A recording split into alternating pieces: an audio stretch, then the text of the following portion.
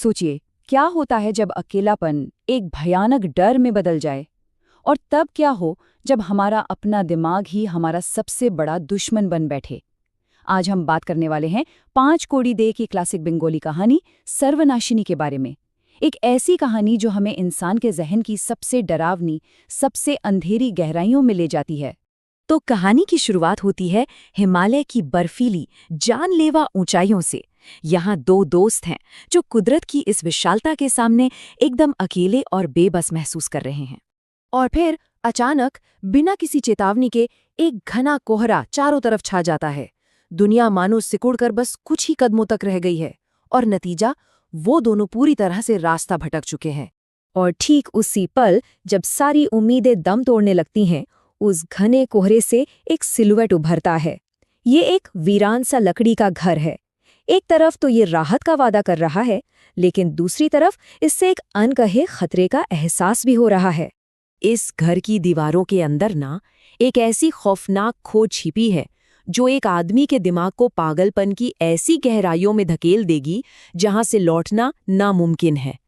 तो चलिए आज इसी राज से पर्दा उठाते हैं। तो होता यह है कि कहानी का नरेटर और उसका दोस्त प्रबोध इस सुनसान घर में पनाह लेने का फैसला कर लेते हैं, पर उन्हें जरा भी अंदाजा नहीं है कि वो असल में किस मुसीबत में कदम रखने जा रहे हैं।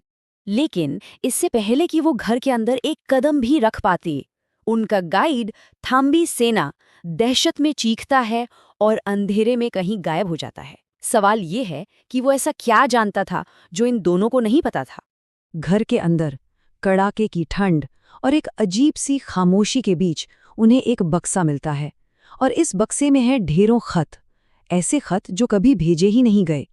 ये एक भूली बिसरी कहानी है, एक दबी हुई ट्रेजेडी जो अब सामने आने वाली थी। ये खत हमें सीधा ले जाते हैं मौनमोत की दुनिया में।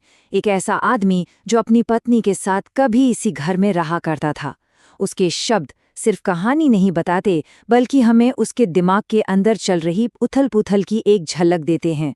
शुरू में तो मौनमोत के खतों में उम्मीद झलकती है। वो लिखता है कि कलकत्ता की भागदौड़ से दूर उसे यहाँ आकर बहुत शांति मिली है, प्रेरणा मिली है। लेकिन पहाड़ों का ये सुकून और एकांत बहुत जल्द ही किसी और चीज में बदलने वाला था। मौनमोत की ये शांति भंग होती है ठीक उस वक्त जब उसे इस घर के काले अतीत के बारे में पता चलता है। एक ऐसी लोकल कहानी जो सिर्फ कहानी नहीं बल्कि एक चेतावनी है। तो ये जो लोकल कहानी है ना, एक कवि, उसकी प्रेमिका और एक जलने वाली पत्नी की, ये सिर्फ एक कहानी बनकर नहीं रह जाती। ये मौनमोत के दिमाग में शक का एक ऐसा बीज बो देती है जो धीरे धीरे उसके हर ख्याल में जहर घोलने लगता है। और फिर ठीक इसके कुछ ही दिन बाद एक रात वो उसे देख लेता है, टूटे हुए पुल के पास खड़ी एक खूबसूरत पहाड़ी औरत। पर वो असली है या फिर उस कवि की प्रेमिका का भटकता हुआ भूत? बस इसी एक सवाल से उसके पागलपन का सफर शुरू हो जाता है। और यहीं पर कहानी का असली कॉन्फ्लिक्ट शुरू होता है। क्या मौनमोत को वाकई कोई भूत सता रहा है, या फिर उसका अपना दिमाग ही उसके साथ खेल खेल रहा है? वो सच और वहम के बीच एक ऐसी गहरी खाई में जा फंसा है जहां से बाहर निकलना लगभग नामुमकिन है। अब मौनमोत का ये बढ़ता हुआ पागलपन एक नया और ज्यादा खतरनाक निशाना ढूंढ लेता है, और वो निशाना है उसकी अपनी पत्नी। शक अब बाहरी दुनिया से निकलकर घर के अंदर आ चुका था। कहानी में असली मोड़ तब आता है जब वो अपनी पत्नी को उसी रुमाल को ध्यान से देखते हुए पकड़ लेता है जिसे वो रहस्यमयी औरत पीछे छोड़ गई थी। बस इसी एक पल में शक का एक भयानक बीज उसके दिमाग में हमेशा के लिए जड़ पकड़ लेता है।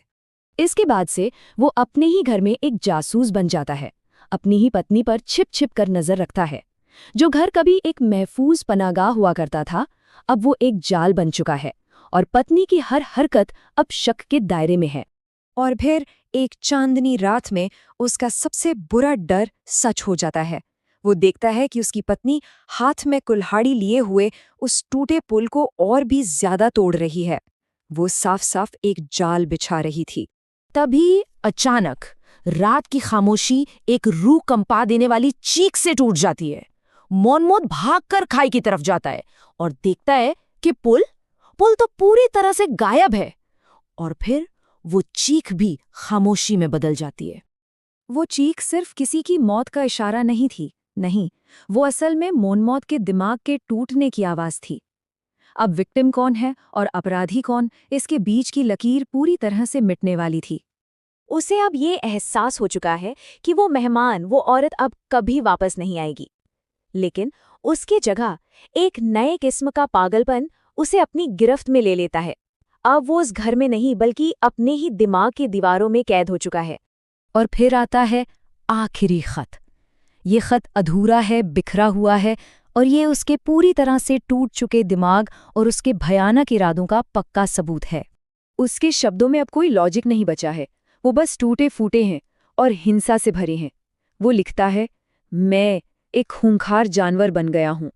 उसका सारा गुस्सा अब अपनी पत्नी पर उतर रहा है, जिसे वो पहचानता भी नहीं है। वो लिखता है, मैं कब उसका वो मुलायम खूबसूरत गला दबाऊंगा। जो प्यार था अब वो जानलेवा नफरत में बदल चुका था। और खत के आखिर में उसका अंतिम और भयानक इरादा साफ हो जाता है। नीचे, नीचे और नीचे, उस गहरी खाई में हम दोनों साथ जाएंगे। और इसी के साथ ये ट्रेजेडी पूरी हो गई। बाद में अधिकारियों ने उस घर को जला दिया। शायद वो उसकी भयानक यादों को हमेशा के लिए मिटा देना चाहते थे। लेकिन वो खत बच गए, और वो हमें आज भी एक आखिरी परेशान कर देने वाले सवाल के साथ छोड़ जाते हैं कि असली सर्वनाशिनी, मतलब सब कुछ तबाह करने वाली, आखिर थी कौन? क्या वो भूतिया प्रेमिका थी, या बदला लेने वाली पत्नी, या फिर खुद मोनमोद का अपना पागलपन जो उस अकेलेपन में धीरे धीरे पनपा था?